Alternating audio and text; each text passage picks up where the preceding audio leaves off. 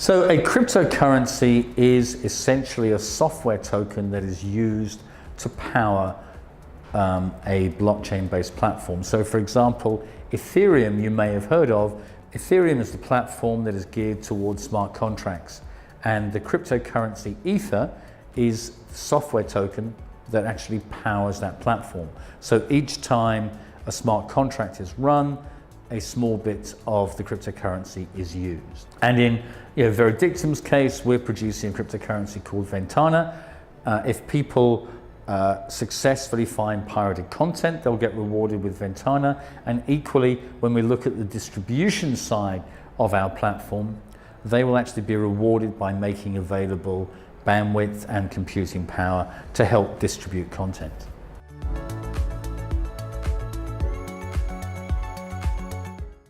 Cryptoeconomic models are a very interesting concept and idea. In creating the Ventana cryptocurrency, we had to actually think like a government, because we're creating a new cryptocurrency which is acting as an incentivization structure for people to actually help us not only find pirated content, but to help us distribute content on behalf of producers. We are creating what is known as a proof of discovery algorithm, so that when people discover pirated content, they will get rewarded with Ventana, our cryptocurrency coin.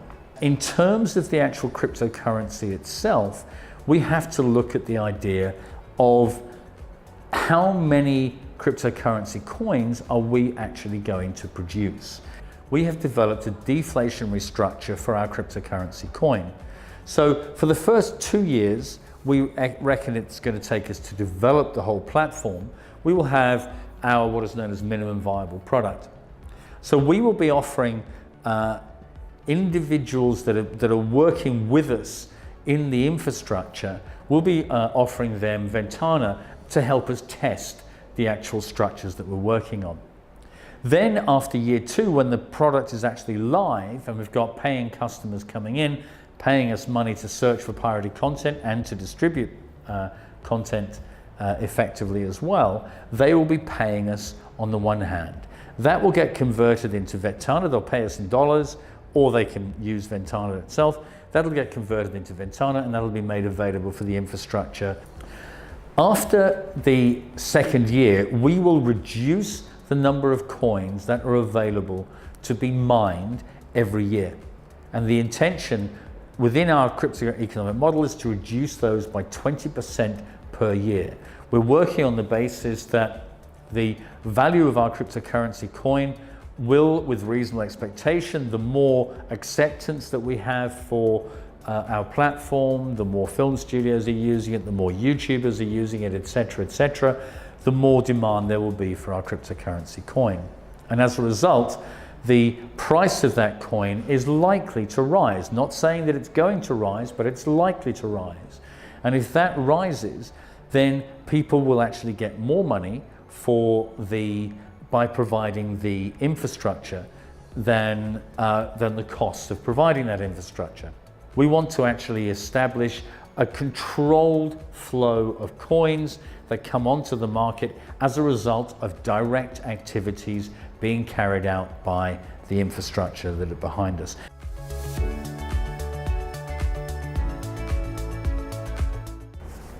Ventana, which is our cryptocurrency coin, will differ from a stock, and I absolutely need to reiterate that. We are not providing any equity, we're not providing any voting rights for those that get involved. A stock gives those rights. Well, Ventana is purely a cryptographic token that will power our open source platform. Now, producers can actually use Ventana to actually go hunting for to give us the ability to hunt for pirated content on their behalf, and they can give us Ventana again to actually help distribute their content. It is very much about pay for service, but also the cryptographic token is powering the platform itself. It is not an equity in the business underneath it, and it does not offer any voting rights.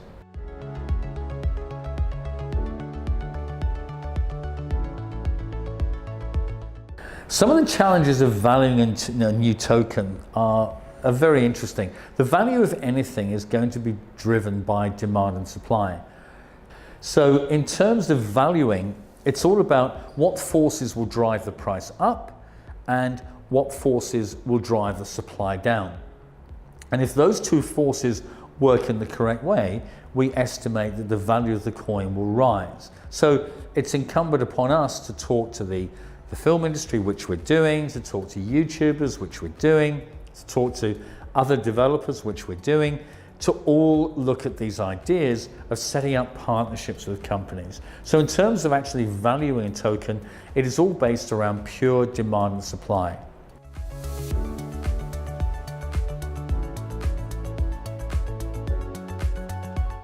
So the Veredictum platform, we're looking at the core at Ethereum, but we are looking at other technologies and other platforms within the blockchain space to work with, for example, Golem and others. There's no point in reinventing the wheel if you don't need to. So, building on these platforms does present both risks, challenges, and opportunities. Let's start with the opportunities first of all. If another party or a third party has developed concepts and ideas that we don't need to recreate from scratch, it means that we can get our platform developed far quicker. So the opportunities are very strong. The risks, however, are that if something happens to that other platform, then we are faced with having put all our eggs in one basket. So if that platform gets hacked, if it has a hard fork, it has all sorts of technological risks which we have to be very, very mindful of. So Sam, myself, and our security and strategic advisors are all helping us make those valid decisions. So it's really the threats are quite serious. That if a platform does get hacked or it has serious problems, then that could undermine what we're doing. We have to take a very balanced view of the risks, and that's what we're doing progressively, and we will constantly be looking at how we can make the platform better.